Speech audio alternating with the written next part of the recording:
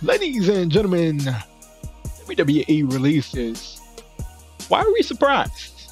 No, really, why are we surprised, ladies and gentlemen? As I always, subscribe, hit that notification bell to be notified of every video that I make. But I'm scrolling through Twitter yesterday, and these WWE releases come down, and people are just shocked. And I'm sitting here, and I'm just saying this. I live by a lot of creeds, I live by a lot of mottos in life, and one of them is, if someone shows you who they are, believe them. Just last year, WWE released a bunch of talent at the beginning of the pandemic. When I saw that was it for me being surprised on WWE on how low that they can go. Who does that? WWE does that.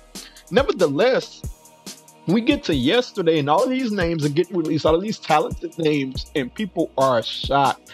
And I'm just sitting here saying, like the very phrase I keep hearing is, how could they drop the ball on so-and-so? How could they drop the ball on Samoa Joe? Easy, man. It's the same company that dropped the ball on the greatest WrestleMania, or was dropping the ball on the greatest WrestleMania storyline of all time in Daniel Bryan, until the fans made them put Daniel Bryan into the main event. They were dropping the ball on Jon Moxley. They were dropping the ball on Steve Austin before the fans shifted them into the direction. So them dropping the ball on wrestlers is nothing new to me. It's just, it happens all the time. And that's not to say that WWE isn't perfect or whatnot. No wrestling company is perfect. That's what I'm getting at there. But nevertheless, we look at the names, we look at the Samoa Joe. I think that there's something more to the story. The facts haven't come out yet, but I like to know. Samoa Joe was killing it on an announced team, and he's just let's go out of nowhere. Like I would like to see what's going on there. But you look at Billy Kay, you look at the Iconics, you split them up. What did you think was going to happen? Not surprising. Like I say, they dropped the ball, but it does not surprise me.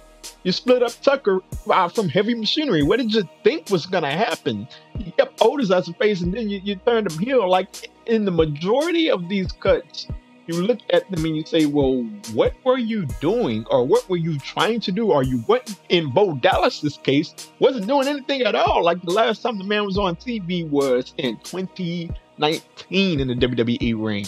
So I look at all of these releases, and I want to say this as we move forward. I said this once before, like I would say this was weeks ago, maybe months ago. We gotta stop looking at AEW as the savior for every underutilized WWE wrestler or every released WWE wrestler.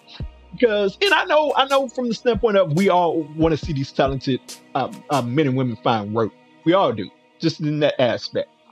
But when we keep talking about AEW, you want to know what's going to happen? If they keep doing it, if they snatch up everybody want to know what's going to happen? They're going to have an overbloated roster. Then they're going to fall into the shape that WWE is in at some point, with an overbloated roster, not using people. And then, as you look at WWE, their reasoning is budget cut. Like, here's the deal.